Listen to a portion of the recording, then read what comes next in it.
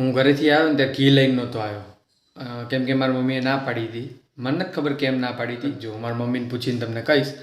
પણ એટલે હવે મારે આજ ઘી બનાવવું છે, કેમ કે ઘી વગર હાલતું નથી. એટલે આ મેં મેગલ બટર લીધું છે, કંઈક મેગલનું, અને 100% વેજીટેરિયન છે. ઘણાએ મને કીધું કે એના બટરમાં ઈંડા આવે છે, પણ આ 100% વેજીટેરિયન છે. આપણે ચેક કરીને જ લીધું. અને આ કંઈક મને પડ્યું છે €1.70 સમથિંગ, એટલે આટલાનું કંઈક 250 ગ્રામ મળ્યું છે. હલો તાર ઘી બનાવીએ. હલો. जिस राह पे तुम चल रहे हो बेटा, एक दिन पूरी तरह फंसोगे. उस दिन मुझे याद करना, मैं पहुंच जाऊंगा. દૂધ જેવી સુગંધ આવે છે. જો આમ નાખી દીધું છે. ગેસ મારો બહુ ચોખ્ખો છે, એટલે જરાક ઇગ્નોર કરજો. देखा आपने लापरवाही का नतीजा.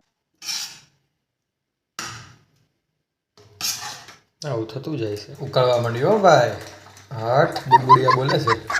આ ઉપરથી બધું ધોળું ધોળું નીકળી જાય ને ત્યાં સુધી એને ગરમ થવા દેવાનું. આપણું ઘી તૈયાર છે.